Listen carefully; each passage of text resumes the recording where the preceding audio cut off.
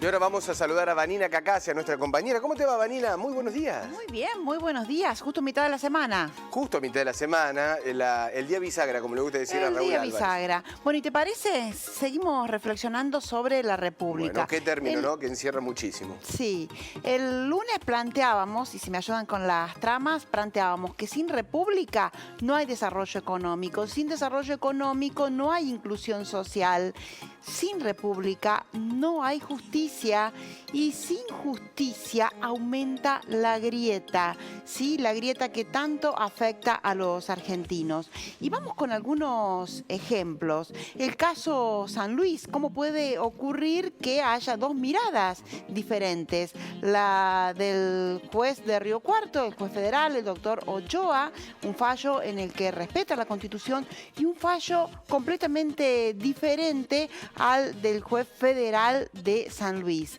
Y esto tanto perjudica a los ciudadanos que tuvieron que recurrir a la Corte Suprema de Justicia para poder ir a trabajar. Los que están en Córdoba y quieren ir a trabajar a San Luis, bueno, una situación complicada y sin visos de solución. Y después tenemos otros casos. ¿Cómo puede ser que los mismos jueces hayan llevado a prisión a miembros del gobierno de la administración anterior, de la administración kirchnerista, y ahora los liberen? ¿Qué pasó? ¿Sí? Si los jueces son los mismos. ¿Qué está pasando con nuestra justicia? Y hemos invitado para reflexionar unos minutitos al profesor, al doctor Pablo Hueve. Pablo, ¿estás allí? ¿Qué tal, Vanina? ¿Qué tal, mi querido amigo? ¿Cómo para va? ustedes también, para nuestras amigas y amigos allí en el piso, en la dirección, y para todas y todos los televidentes. Es un placer estar con ustedes. ¿Qué pasa con nuestra justicia, Pablo? Tomando como base estos ejemplos, ¿no? Es que sos muy generosa, Vanina, porque yo hablaría de poder judicial, no de justicia. Precisamente lo que no hay es justicia.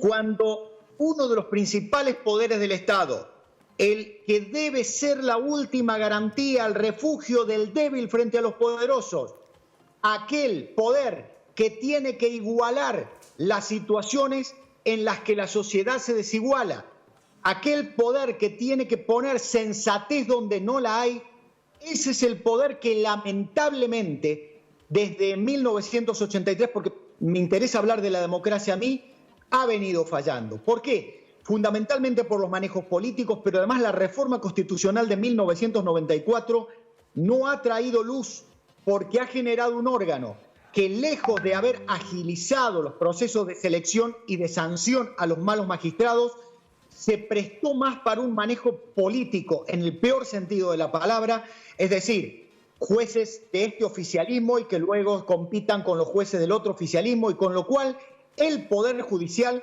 pasó a ser una herramienta del poder político en lugar de ser uno de los poderes del Estado que debe ser independiente. Yo te decía ayer brevemente por línea privada que a mí me preocupa que esta palabra sagrada que es república, que requiere un poder legislativo independiente para legislar y para controlar, ve hoy que el poder legislativo es un perrito faldero del Ejecutivo, y un poder judicial que debe ser el que pone equilibrio en la sociedad sea hoy un poder que acomoda la cintura como Messi. Entonces, si el poder político quiere condenar a un proceso político anterior, adelante, y le damos para adelante, pero cuando cambia el color político yo acomodo la cintura, y entonces los procesados e imputados de ayer hoy son los liberados. No hay república ni sociedad que aguante así, Vanina, Guillermo. Y para finalizar, Pablo, una reflexión. ¿Podemos pensar una reforma de la justicia, ir hacia una justicia democratizada? Yo es lo que sostengo desde hace muchos años. Por supuesto que es un argumento que le molesta profundamente a todos los que forman parte, lo digo en el sentido literal de la palabra, de la corporación. En Estados Unidos los fiscales se votan. ¿Por qué? Porque el fiscal es representante de los intereses de la sociedad, entonces que sea la sociedad la que diga este sirve y este no sirve.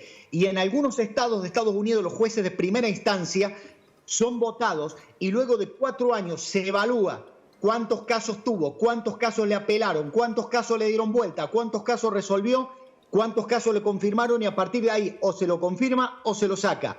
En Argentina, mientras el Poder Judicial siga siendo botín de los partidos políticos de turno, olvidémonos, será cualquier cosa menos la palabra república. Pablo, Mariano te saluda, ¿cómo te va? Muy buenos Mariano, días. justo. Sí, no, el tema es cuánto cuesta reformar algo que lo utilizan. Es decir, porque hoy la quieren reformar siempre el que no está. Y después usarla el que está de turno. Y así es bastante complicado. Sí, Mariano, inclusive, tenés absoluta razón, pero inclusive lo que se ha enviado al Congreso es pomposamente llamado reforma. En realidad es una ampliación del número de jueces, claro, que precisamente lo que busca es licuar el peso político de algunas cámaras y de algunos jueces y aumentar el número de fiscales. Si habláramos de reforma, tendría que ser un poquito más profunda y entender que lo que se metió en la Constitución en 1994 fracasó, Mariano, fracasó. Perfecto. Pablo, muchísimas gracias por tus reflexiones.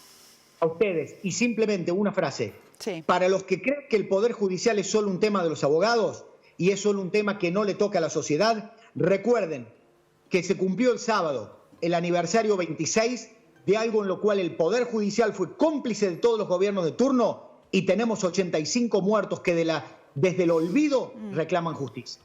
Pablo, es un placer como siempre, ¿eh? A ustedes, muchas gracias y muy buenos días. Hasta luego. Bueno, siempre es interesante escucharlo al doctor Pablo Hueve. ¿me pediste síntesis? Pero Sintético. perfecto. Muy bien. Impresionante. Gracias. Muchas gracias, Vanina. Nos vemos dentro de un ratito a las 13. Muy bien.